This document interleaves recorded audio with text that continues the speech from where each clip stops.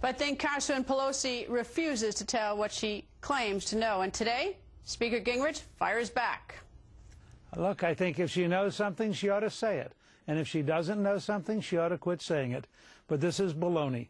I don't think any Republican is going to be threatened by Nancy Pelosi. Frankly, I'd rather have her threaten me than endorse me. So I feel pretty good about it. But if she has something, bring it out. I'm happy for her to bring it out. So does Congresswoman Pelosi have something important to tell the voters, or is she just playing dirty politics by implying? Democratic strategist and Fox News contributor Joe Trippi joins us. Good evening, sir. Good evening. I'm with the Speaker on this. She either needs to disclose it or stop it. Why? I think she's helping him. I mean, you know, I don't know what could help a Republican more than having Nancy Pelosi come after you and threaten you with an attack. So in that sense, this could be, if there is something sneaky going on here, it could be her trying to help make Newt the nominee. Well, you know, that may be sort of cute and clever and full of mischief and everything, but, you know, it's rotten. I mean, it's dirty to go around doing a whispering campaign saying, you know, something secret. Everybody knows she was in a position. She was serving on the ethics committee. And, you know, and it's downright dirty because there are people who are going to take it and run. You'll probably hear it tomorrow night at the debates and everything. And so it's like, you know, it's not fair. Well, again, I think, look, it's politics. It's the rough and tumble of this thing. It's not rough and tumble. It's deceitful.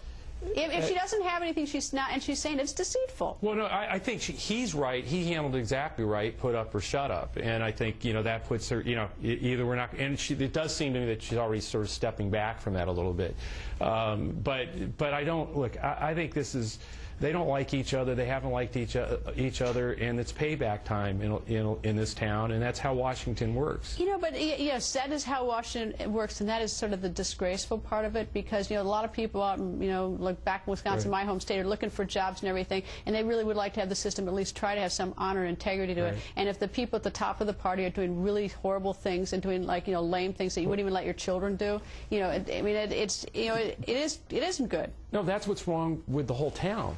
I mean, it's gotten like that. I mean, the president gives a speech last night, and at no point is there only a couple times when everybody stands up and actually applauds the president and actually looks beyond the partisanship, and it's gotten ugly. But the fact of the matter is, he's running for president of the United States. He is going to. He himself says he's going to take all these hits. Romney's going to take all these hits, and whoever survives it is going to be better for surviving it, a better candidate against Obama in November. I have no problem with taking hits if they are aggressive debate based in fact and you sort of step up to the plate.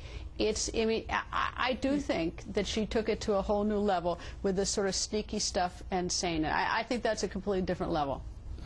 You know, I just don't think so. I wouldn't. You've been around longer than I have on this stuff. But you know, you've got Romney basically saying that as close as you can to saying Newt's unfit to be president. I mean, he said he did this whole litany of stuff to describe Newt, and then said, and that someone like that is unfit to be the Republican nominee. He's basically, you know, calling the guy unfit, unstable, etc.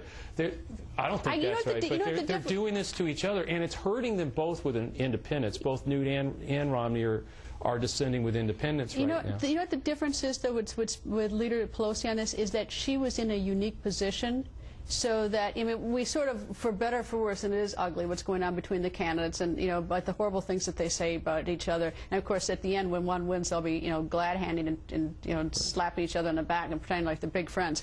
But she was in a unique position, you know, as a member of the ethics committee. And I think, and so for some reason, to me, that, you know, that's sort of the nod in the wink, like I know extra stuff, I know stuff that I'm just not telling you. I think I don't like it. Well, look, I think it was a mistake, and the reason it's a mistake is she's actually trying to hurt Newt Gingrich. I don't think she's hurting him. I think in the Republican primary, she helps him. Every time Nancy Pelosi comes out in a Republican primary and says something bad about a Republican, it helps. All right, here's one out of left field to you. Left field. In your whole history, because you've been a part of campaigns for, who's the most honorable politician you've ever met? Well, I mean, the one that sticks out, and there are a lot of them, but one of the ones that sticks out in my mind is Fritz Mondale.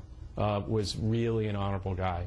All right, well, I worked for him in 1984. He was the guy who went into the convention and said, "I won't lie to you, I'll raise your taxes"? Remember that? Yes, I do.